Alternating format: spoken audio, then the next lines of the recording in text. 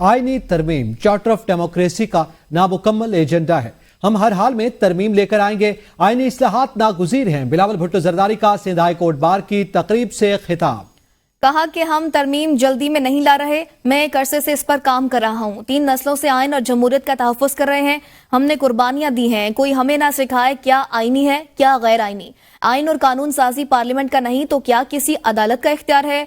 आईनी अदालत से सूबों को नुमाइंदगी और अवाम को इंसाफ की फराहमी यकीनी बनाना चाहते हैं। इन प्रैक्टिसेस का रास्ता रोकना चाहते हैं जिनसे यूसुफ रजा गिलानी और नवाज शरीफ को घर भेजा गया। वाज़े कर दूं कि मुंतखब नुमाइंदों को घर भेजने का इख्तियार किसी जज या जर्नैल को नहीं, आईनी अदालत बनाकर रहेंगे ताकि कोई वज़ीर आज़म तख्तादार पर ना चढ़े। बेहतर होगा कि माजी से सबक सीखकर हम मिलकर या इंसाजी करें। आप कहते हैं कि हम टाइम ले, बिल्कुल 100 बिस्मिल्लाह बिस्मिल्लाह, तीनों नस्लें लड़ेंगे, लेकिन हम अपना जुडिशल रिफॉर्म्स लेकर आएंगे। ये तो जल्दी जल्दी की बात कर रहा है ना आजकल। ये तो एक जल्दी कोई नहीं, 3 नस्लों का जिद्दोजहद है। शहीद मोहतरमा बेनज़ीर भुट्टो ने ये तय किया था, अवाम के नुमाइंदे ने ये तय किया था कि आईनी अदालत बनेगा, जुडिशल रिफॉर्म्स होंगे, और ये कंसेंसस 3 नस्लों से बनाते हैं कि हमने जुडिशल रिफॉर्म्स करना था। अगर हम चाहते हैं कि किसी सूबों का दरमियान कोई फर्क ना रहे, और ये सबसे अहम बात है, तो फिर आईनी अदालत, आईनी वफाकी अदालत जरूरी है, मजबूरी है। वफाकी अदालत में हर सूबा का बराबर का नुमाइंदगी होगा। वो यूसुफ रजा गिलानी साहब हो, चाहे वो मियाँ मोहम्मद नवाज शरीफ साहब हो, जो अवाम का ताकत था, जिसको हमने समझा 58(2)B को हमने हटा के सदर से ले लिया, वापस पार्लियामान को अवाम को दिलवा दिया। अदालत ने वो ताकत इस्तेमाल करना शुरू कर दिया। अदालत ने ये इख्तियार अपने पास ले लिया कि आइन में तरमीम वो कर सकते हैं, हम नहीं। बिलावल भुट्टो ने जजेस की मुद्दत मुलाजमत में एक्सटेंशन को बादियों नसर में मुतनासिब करार दे दिया। कहा जजेस की मुद्दत मुलाजमत में तौसीफ पर इत्तेफाक़ी राय मुश्किल होगा। मेरे ख्याल में किसी जज के लिए उम्र के बजाय मुद्दत का तयन होना चाहिए। मेरे नाना ने जजेस तकर्री की उम्र 40 साल मुकर्रर की थी, जो ज़ियाउल हक ने 45 साल कर दी थी। मैं किसी एक जज के लिए कानून साजी के हक में नहीं हूँ। आईनी अदालत के लिए 2 में से किसी एक सीनियर जज को उसका सरबराह मुकर्रर होना चाहिए। हमारा मकसद सिर्फ ये है कि निज़ाम इंसाफ में बेहतरी हो और किसी सूबे की हक तलफी ना हो।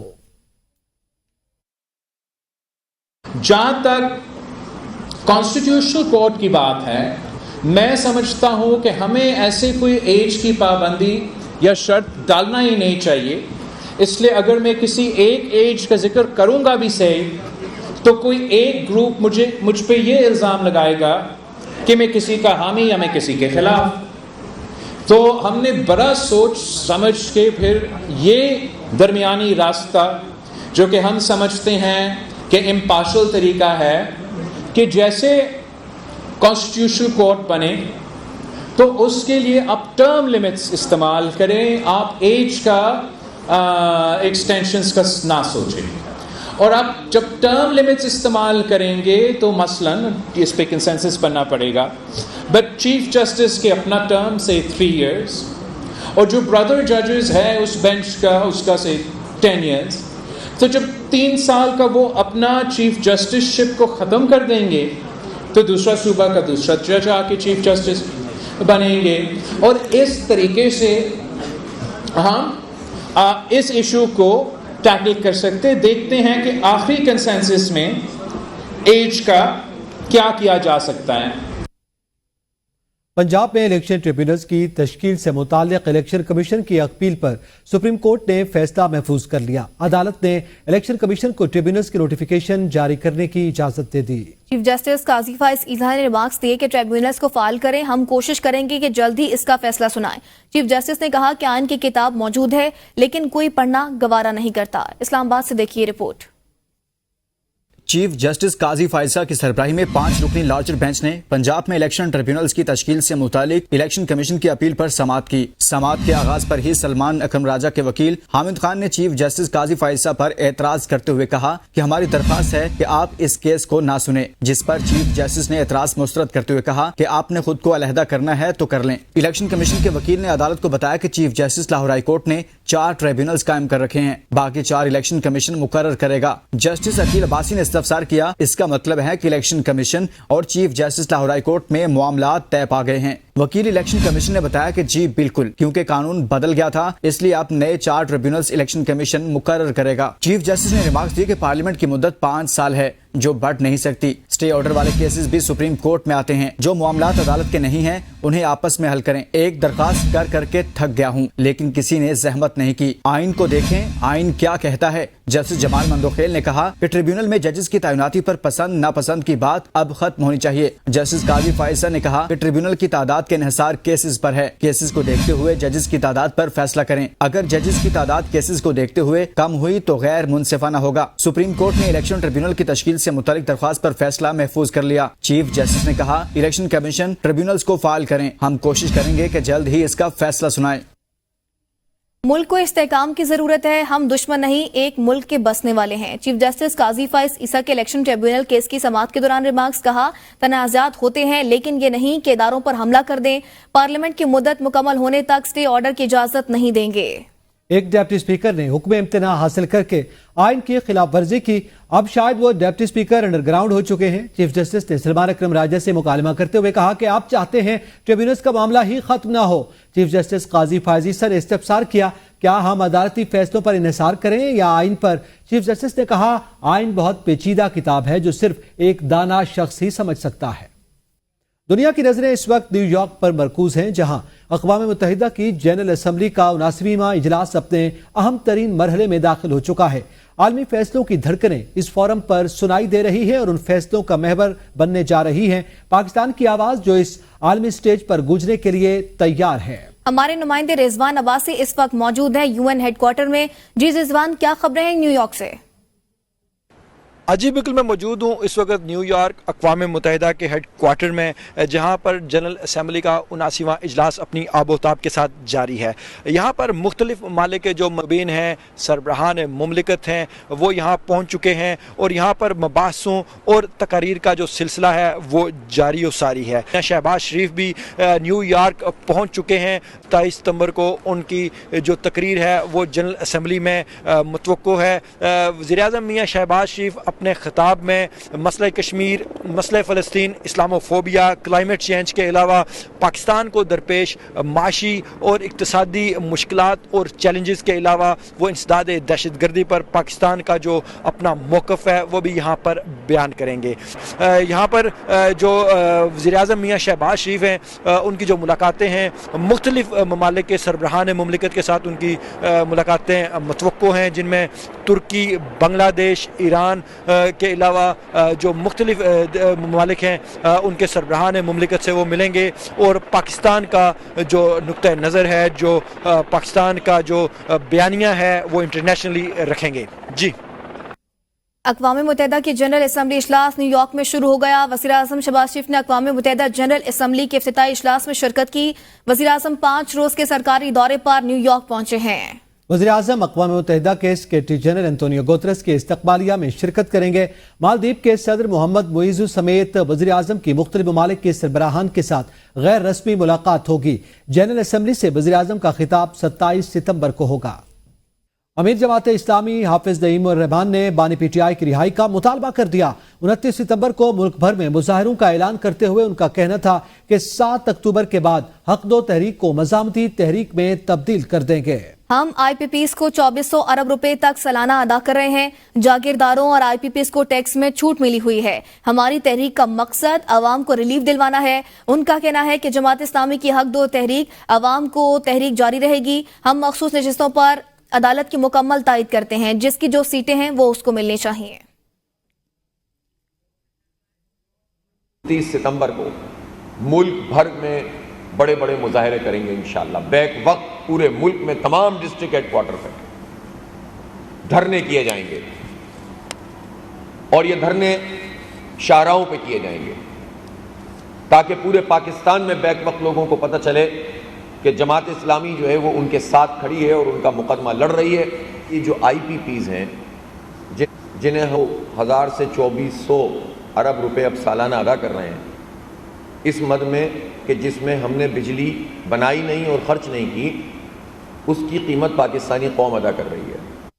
آئی ایم ایف سے قرض کے حصول کا معاملہ، $7 ارب کے نئے قرض پروگرام کی منظوری، I M F executive board کل جائزہ لے گا.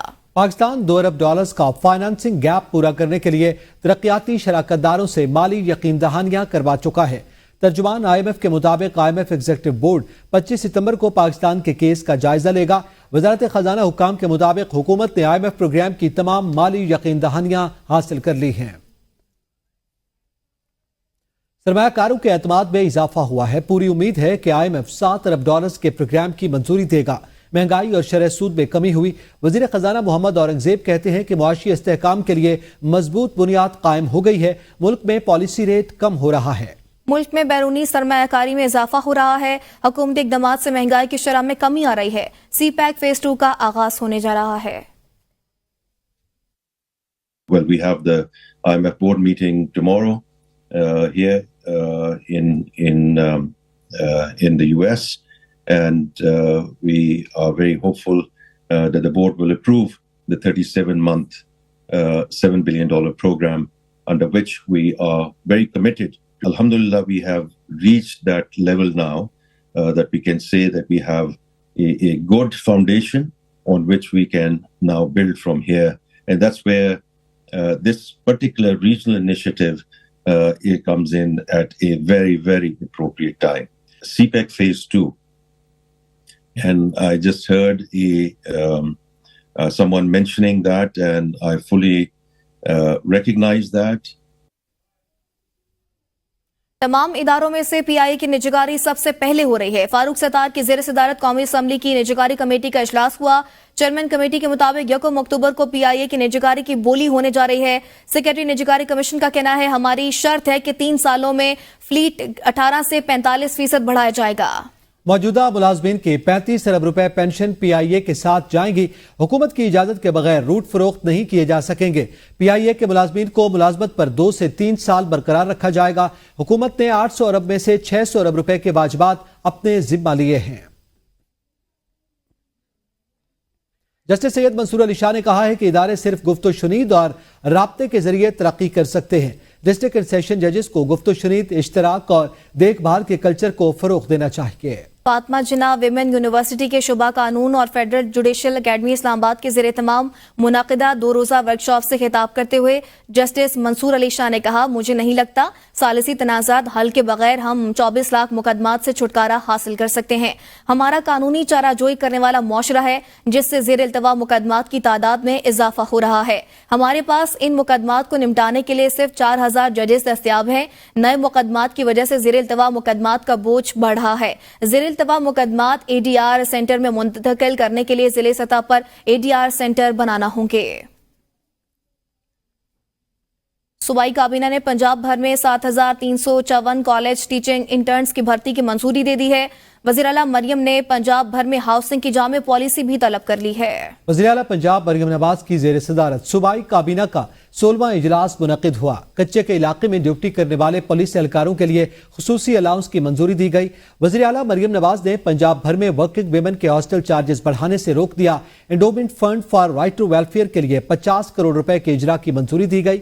وزیر اعلیٰ مریم نواز نے بصارت سے محروم خصوصی افراد کے لیے ماہانہ پیکج پلان بھی طلب کر لیا ہے. وزیر اعلیٰ خیبر پختونخوا علی امین گنڈاپور کی زیر صدارت محکمہ خوراک کا اجلاس. وفاقی حکومت کی جانب سے پاسکو کی تحلیل کے فیصلے پر غور کیا گیا. اجلاس میں پاسکو کی تحلیل کی صورت میں صوبائی حکومت کے ویٹ سٹوریج کی استعداد کو بڑھانے کا فیصلہ کیا گیا. پاسکو کے بقایا جات کی ادائیگیوں سے متعلق امور پر بھی گفتگو کی گئی. گندم کی خریداری، نقل و حمل اور سٹوریج سے متعلق معاملات کو ڈیجیٹائز کرنے کا بھی فیصلہ کر لیا گیا ہے. کراچی کو محفوظ بنانے کے لیے سیف سٹی منصوبے کے پہلے مرحلے کا آغاز کر دیا گیا. سینٹرل پولیس آفس میں کنٹرول روم قائم، ڈیٹا سینٹر کے آلات نصب، ویڈیو وال لگا دی گئی. وزیر اعلیٰ سندھ کو وزیر داخلہ اور آئی جی پولیس کی جانب سے سیف سٹی منصوبے کی پیش رفت پر بریفنگ کے دوران بتایا گیا. सेफ सिटी के तहत 300 पूल साइट्स होंगी, 200 खंबे लगाने के लिए खुदाई शुरू कर दी गई है, जबकि 50 पोल नस्ब कर दिए गए हैं। 7 पोल साइट समेत 35 कैमरों से शहर की मॉनिटरिंग शुरू कर दी गई है। हर एक पोल पर 4 से 6 कैमरे नस्ब होंगे। शहर के मुख्तलिफ इलाकों में 1300 कैमरे नस्ब किए जाएंगे। तर्जमान वज़ीर आला सिंध के मुताबिक मशकूक गाड़ियों और मुलजमान की शनाख्त आर्टिफिशियल इंटेलिजेंस की मदद से की जाएगी। 18 थानों में प्रॉब्लम ओरिएंटेड पॉलिसिंग POP होगी। POP साइट्स की तज़ीन व आराइश का काम भी शुरू कर दिया गया है। और आखिर में आपको बताएं कि बिलावल भुट्टो जरदारी अंग्रेजी मुहावरे की उर्दू करते हुए मुश्किल का शिकार हो गए। इस सूरत हाल पर बिलावल भुट्टो भी हंस पड़े। PP चेयरमैन ने कहा, मेरा मतलब था किसी को इंच दें और वो 1 मील ले जाए। बिलावल भुट्टो अपने इस उर्दू तर्जमे पर खुद भी हंस पड़े और कहा कि अब मेरे इस जुमले की कितनी मीम्स बनेगी। मैं अंग्रेजी में एक कहावत है, if you give them an inch they take a mile. I was referring to that. Now 184, 186, 199, I hear you. अब उन्होंने अपना तोबा जो मीम्स बनेंगे हम। न्यूज़ स्टूडियो से अब तक के लिए इतना ही। देखते रहिए ABN न्यूज़, कौम की सोच।